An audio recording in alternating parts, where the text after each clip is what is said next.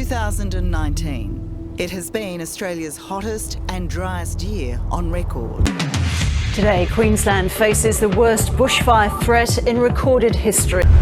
Then, on Saturday, October the 26th, a single bolt of lightning strikes the remote Gospers Mountain in New South Wales, deep in the dense Wallamai National Park. For the first time, we can show you that single point of ignition, a stringy bark, since felled by forensic teams. 2.5 hours after ignition, it had burnt through 65 hectares. National Parks sent in fixed-wing water bombers. It wasn't enough. By the next morning, the fire had torn through 521 hectares of park. Over the next 2 months, it becomes the biggest bushfire in Australian history. Their work disappeared in moments. Lightning sparked new blazes outside the containment lines.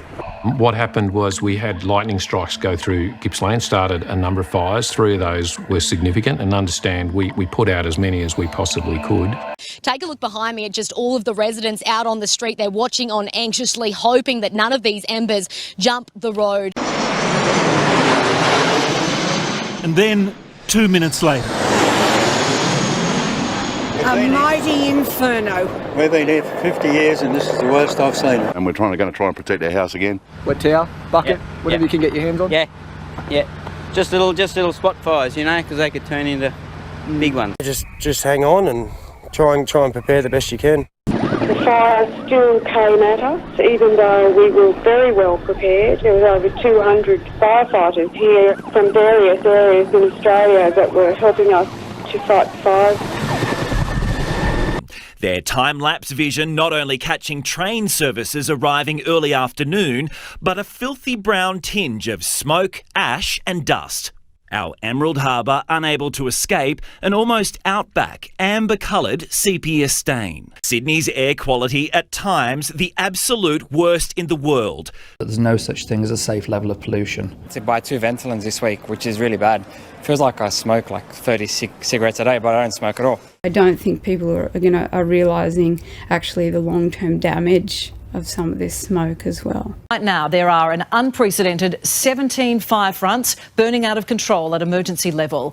The RFS believes people are trapped in their homes across multiple locations. We've never seen this many fires concurrently at emergency warning alert level. It's been labelled the worst fire season ever recorded, an apocalypse, a nightmare, and like looking into the gates of hell. Well, the fire itself is colossal. Flames have been reported to have reached 70 metres high. Smoke is so intense and so thick it can be seen from space and has drifted across to New Zealand.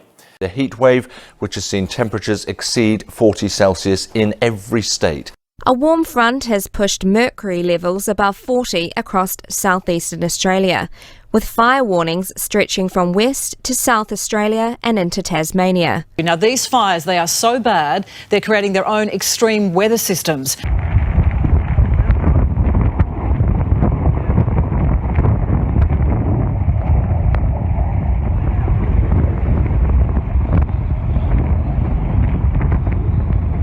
And the wind was so strong and the fire was so ferocious, you could hear trees exploding in the forest. It was too dangerous to even try and get aircraft in.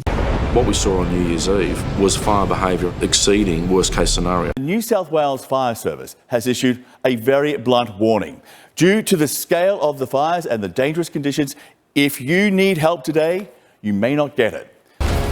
Across Australia, heat records are smashed.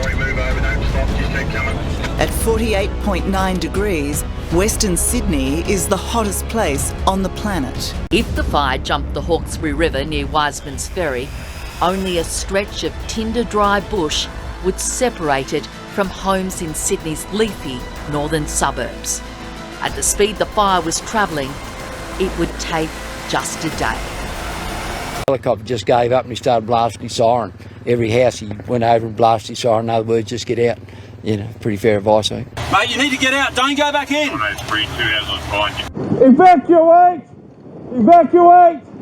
This is the police. You need to evacuate. You need to be here to understand what it is like being in communities that are entirely cut off. Fires have been impacting so many places. The Pacific Highway, which is the main arterial road up and down the coast, has been cut off in many different areas. Some don't want to leave, others are trying to leave but can't because of various road closures. The only way out of Cobargo is on fire, guys. Talaba is surrounded by thick national park. The road out of here was engulfed by the wall of flames before it reached the homes, giving residents little chance of escape. Crews couldn't keep up and the fire swept to the city's doorstep.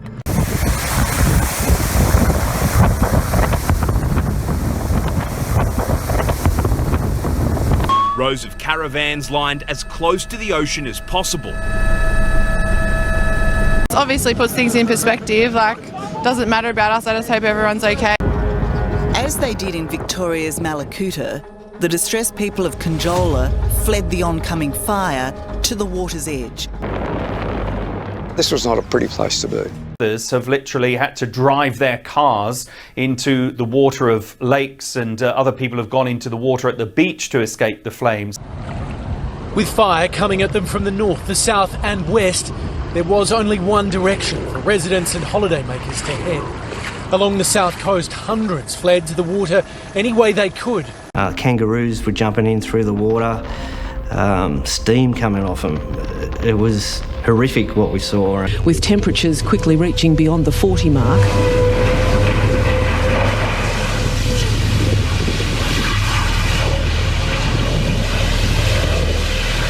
You can hear gas bottles exploding just a few kilometres from here, and people have come here to the water where they feel safer. Oh my God!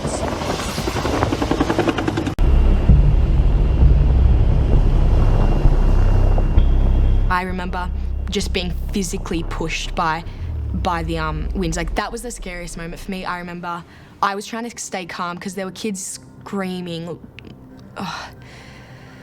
Shaking. There were kids screaming on the beach. Fire is burning on virtually every side of this town, and as those fires heated up today, the sky here took on that almost otherworldly bright orange glow. In Bateman's Bay, holidaymakers retreated to the water as visibility plummeted. This is the Bateman's Bay Evacuation Centre. The smoke is really bad. It's hard to see with ash.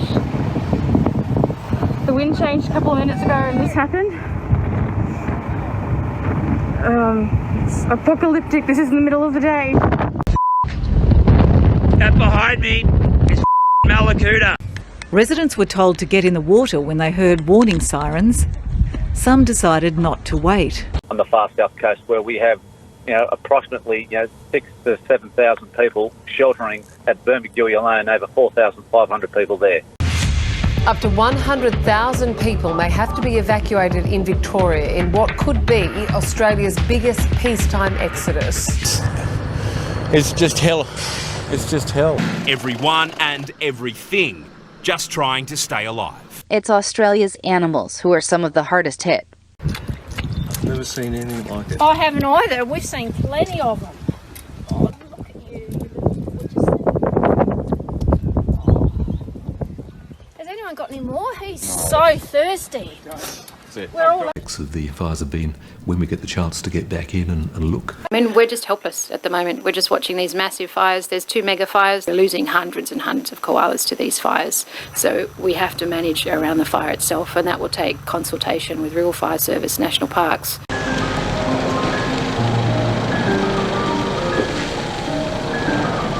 You'll need rescuing. Oh, shit. Can you move back? It's the sounds, they sort of stay with you. Animals screaming in the roar of the fire. There's horses and sheep and cows running around on fire screaming. People we know, their dogs were all burnt on the chains, they're working dogs, and yeah, it's just pretty devastating. And as we were leaving, all I could hear was the cry of animals and the cry of the pigs. That was really sad. They sound like children, which is not really pleasant. It's Very disheartening. The distressing calls from the animals straight after was very unnerving.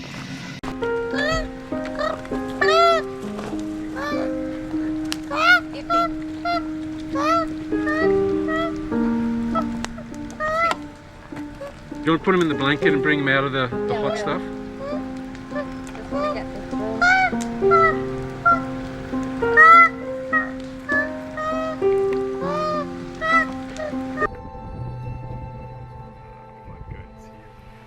The staggering toll we've been reporting on here, now an estimated 1 billion animals lost. And estimates suggest that more than 1 billion animals have been killed.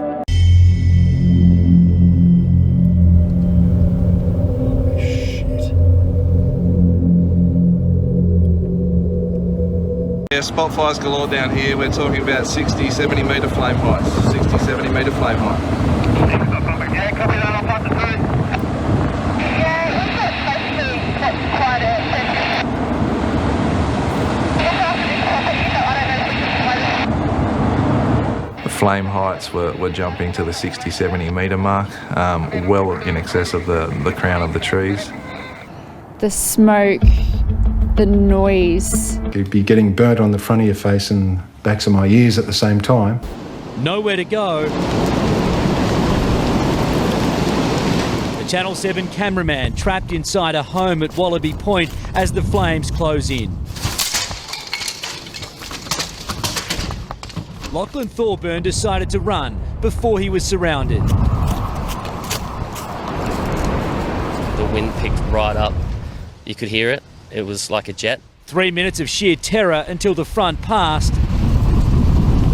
There's definitely a moment where it hits you and you feel it in your stomach and you think, what if this doesn't end well? If it comes back up this way, I'm kind of I gotta go. I thought I was going to get burnt badly, or this might be it. The fire came in from 3 sides. I'm going to die. I just saw him die. When I was lying there, I just had my hand out and I was trying to crawl over a bush and I just was screaming, Mick, Mick, Mick, and I just thought I'm going to die. Had to run through the house to get to Marilyn. I honestly thought that she'd be on fire when I got back to us. The smoke and the embers were that bad I couldn't see, and really disorientated. When I walked out, couldn't find the gate. It was intense, the heat and the darkness and the embers. Very hard to breathe. And there was just fire all around us. It was like Mordor in Lord of the Rings. Get to the back of the house! Hose the owner, hose that lady down!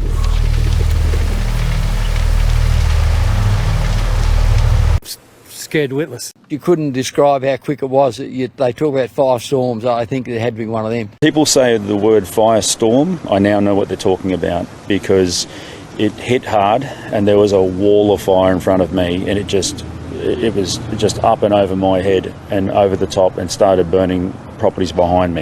What can I do? Yeah? Oh no! No. Fuck. Oh shit! What?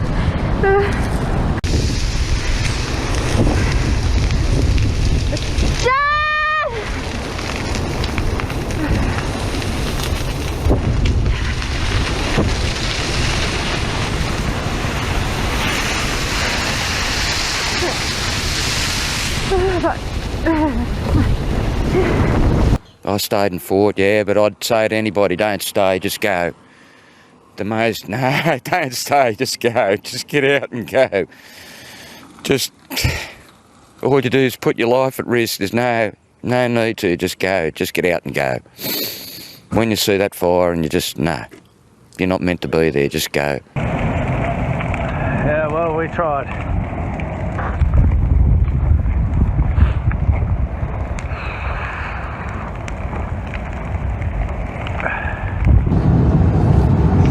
I can't believe this. How the fuck did this happen? Came out of that last corner and we saw the smoke clear. It was just an emotional release, to know you made it. It must have been terrifying. It's not something I want to do again. No. You're thinking that if there's a tree down, we're not going to get out. Have we made this decision and we might die on the road? Yep. So second-guessing yourself the whole time. We asked to see the Prime Minister, and the reply was, no, I'm too busy. As fires ravaged the country in the lead up to Christmas, and some politicians were spotted helping out, it emerged that the Prime Minister was on an unannounced holiday in Hawaii. Everybody deserves a holiday. Everybody deserves a break. He's worked hard this year. He's achieved great things for Australia. Everybody deserves a holiday. And for those naysayers who are, condemning him, they'll probably go on a holiday too. Deputy Captain Jeffrey Keaton and firefighter Andrew O'Dwyer were killed when a falling tree caused their vehicle to roll. When a burning tree fell across the cabin, killing the two men instantly. I know Australians understand this and they'll be pleased I'm coming back, I'm sure, but they know that, I don't hold a hose, mate, and I don't sit in the control room. I get it that people would have been upset to know that I was holidaying with my family while their families were under great stress. And that's why Jetty and I agreed that it was important that I return, particularly after the terrible tragedies that we saw late this week. And despite days of public outcry, he only cut his vacation short by about 48 hours. Back from his Hawaiian vacation, Australian Prime Minister Scott Morrison visited the Rural Fire Service headquarters in Sydney on Sunday. And he was on the defensive after his holiday drew sharp criticism as the country's bushfire crisis deepened. As Prime Minister, you have other responsibilities, and I accept that. But his actions once back on Australian soil didn't do much to improve the situation. The Prime Minister's decision to compensate volunteer firefighters only came after weeks of pressure from the opposition, and after claiming that the firefighters want to be out there. You from the media, tell the Prime Minister to go and get from Nelligan. We really enjoy doing this. He didn't want volunteer firefighters to get paid, even though they're risking their lives. But Commissioner Fitzsimmons is deeply disappointed with some government decisions this fire season. The Governor-General signed off on the call-out of the Australian Defence Force Reserve to surge and bring every possible capability to bear by deploying Army Reserve brigades to fire-affected communities across Australia. What was the first you knew of the Prime Minister's decision to call in the Army Reserve? The first we knew of it was when the press conference was being held.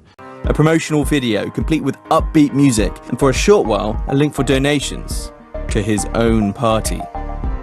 As the fires reached catastrophic levels, Mr. Morrison made just one public appearance, despite finding time to host a cricket reception and hit the beach.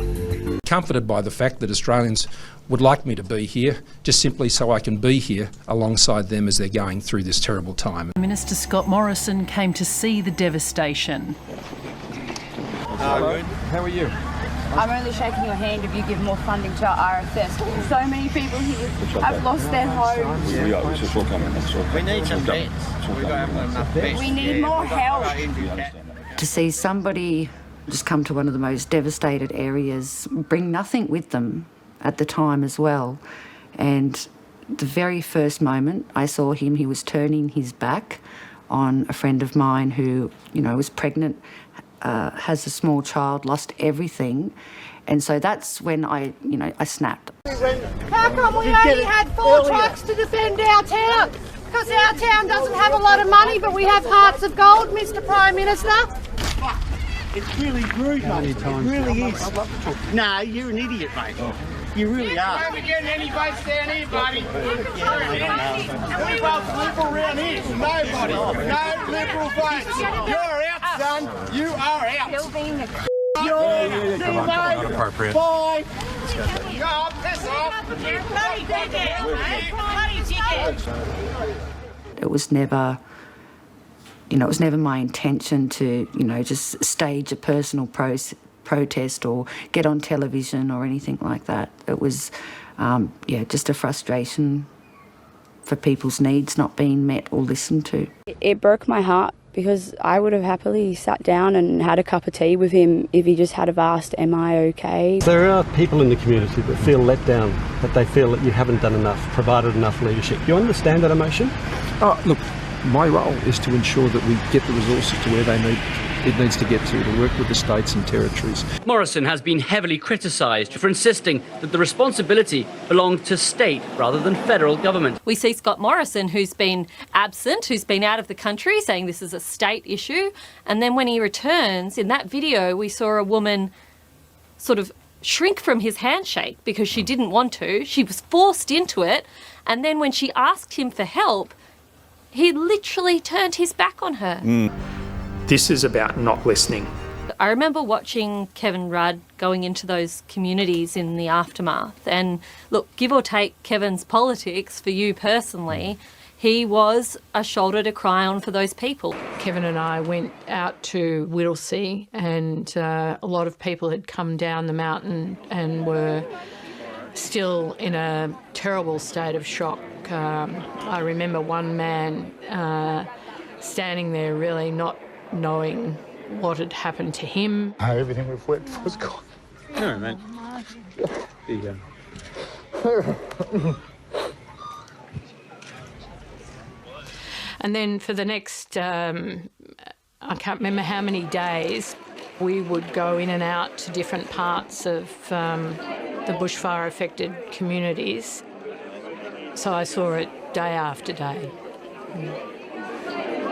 What's driving him not being able to see what we were facing as a nation? I mean, because he has been heavily criticised for a lack of empathy, lack of action. Look, I think even the Prime Minister would say that it wasn't a good day at the wicket for him, and he acknowledged that when he came back from his holidays in Hawaii. In hindsight, I would not take the media to where people are grieving. I would go in yourself and accept your medicine. They're going to scream at you and they're going to get angry with you because they have every right to. What was it like seeing the Prime Minister here today? What do you think of that? No, it'd be all right if he does something, if he listens, but that's another story. I told him to handle it, don't hand it down the line, because what's happening is crap. It's bad. People come in to help us and they won't even grab a hose. They just sit in a truck. It's pretty sad. What do you think about the Prime Minister's visit today?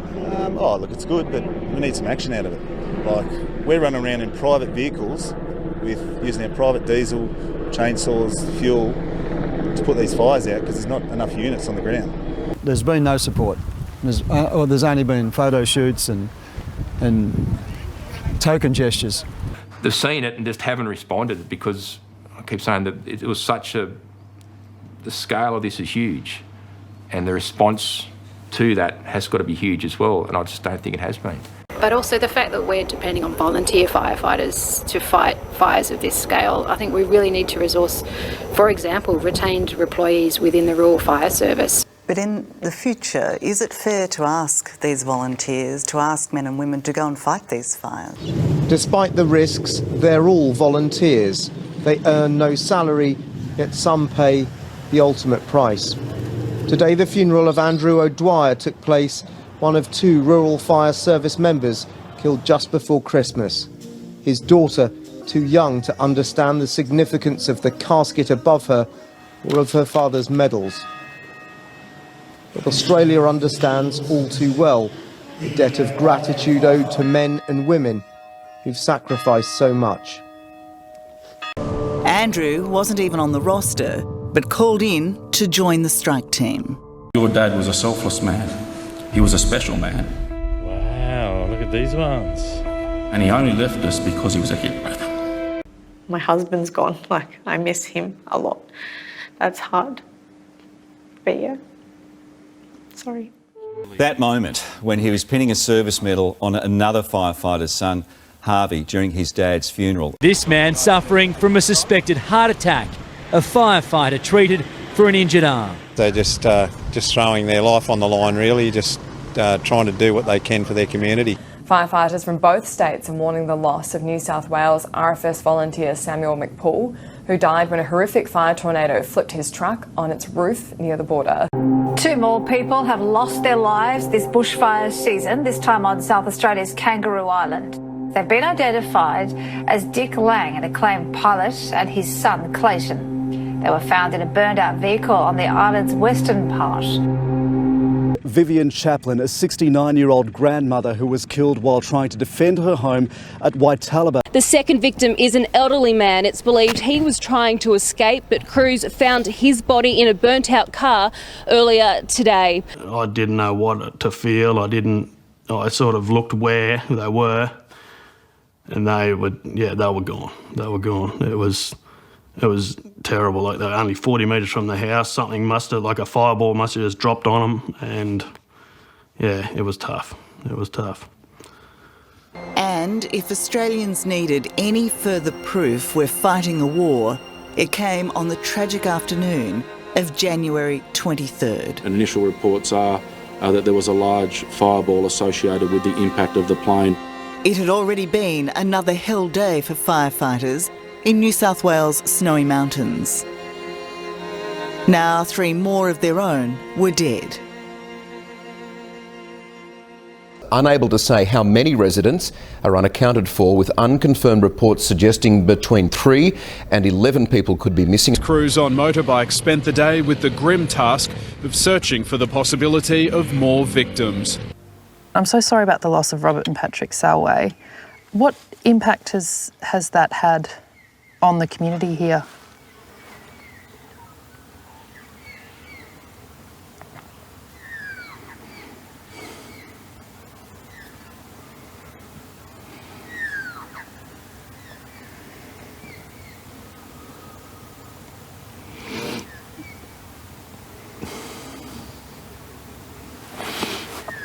I don't want to comment on that one. We had a suicide of a person who is in the broader community who was fire affected. For a lot of people, the bad time quite possibly hasn't hit yet. And this community too, I'd imagine. Wait for it. You all right? Yeah. Sorry. Oh, it's okay. It's okay. Oh, look, we all are. And we lost people. And look at it.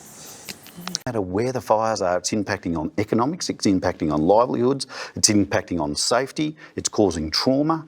Anyone who doesn't drop a tear now and again with some of this stuff, seeing the devastation, well, I'm not sure. There must be supermen, because I've certainly dropped a few tears. 33 lives lost, 3,000 homes destroyed, 1 billion animals killed, and an estimated 30 million hectares burned. The devastation from these fires is only starting to be realised. Many in this region are returning to nothing. I don't think it's salvageable. I think we're starting in. I think we're digging it out and starting from ground up again. That's where the horses got out. Thank God for that.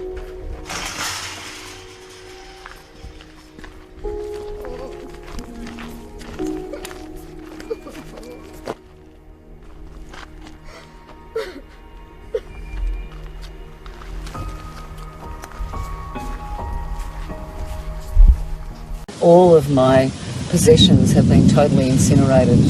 There is just simply nothing left, nothing at all, except ash. Everything's gone, like everything, every fork, every knife. I've done artworks for all of my life and I left every single picture. I have nothing. We lost all our sheds, 40% of our vineyard was burnt, all our equipment was burnt. I lost my cabin. So the toll on me is huge. Sorry, hold it a minute. Okay, hang on just 2 secs.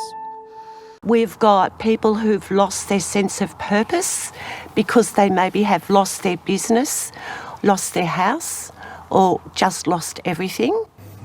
You know, all of a sudden you start crying. But that, you know, you gradually work your way through that, and then getting back to work was important for me, and getting something to do, and not focusing on what happened and focusing on what we can do to, you know, move forward and get the place going again. So that helped. But for people who didn't have a job to go to or had lost their homes, just lost their sense of being, so to speak, I guess it was really, really tough. It's shattering to see the main street, you know, like this is such a great little town and we've loved living here. Anybody else? Yeah, it's pretty crap. Yeah, I feel for everyone. Bread, buttered bread there. So, you know, I'm still sort of yet to engage with that emotionally sort of loss. The impact that that will have is yet to sort of pop out and arrive. And it just grew and it just went around the hall. And when it came down there, then it went across to the school. And then when I came down on the car, all this was alight. Kim's house is gone. The wind just changed like that and came straight over us. We tried putting it out for a while, but we were just wasting our time, really. It's not a good outlook. It'll never recover in my lifetime. Never.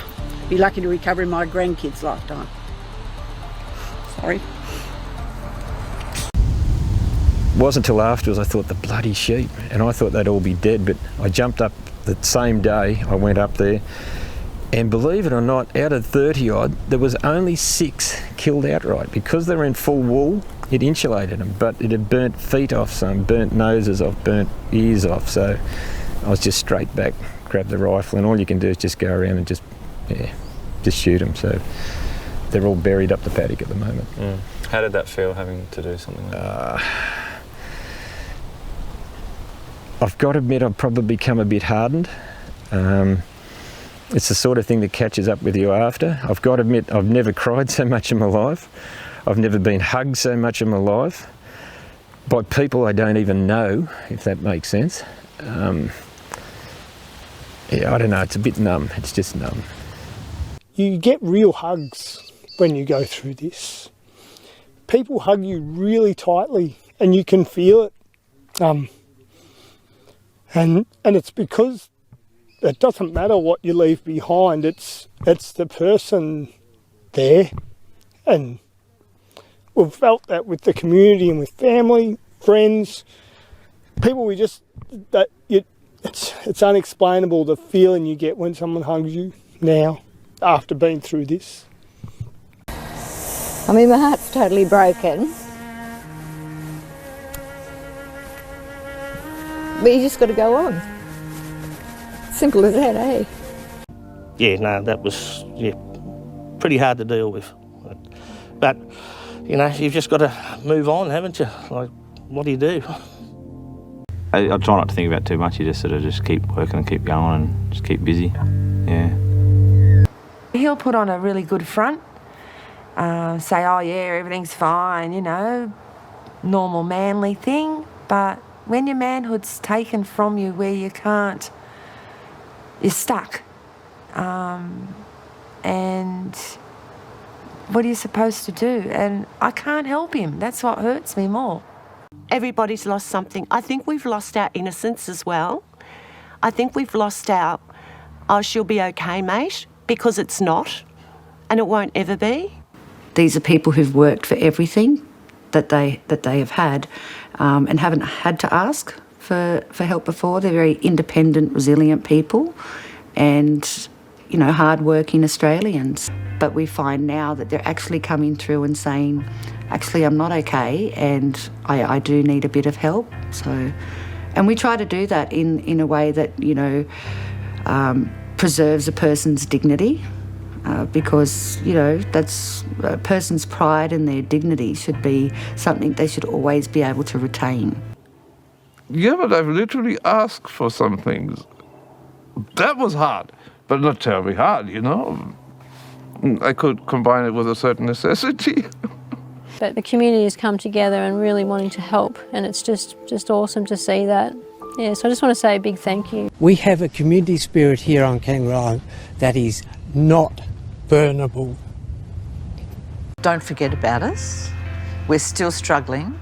It's going to take a very, very, very long time for the bushfire affected people and countryside and villages and economies to recover.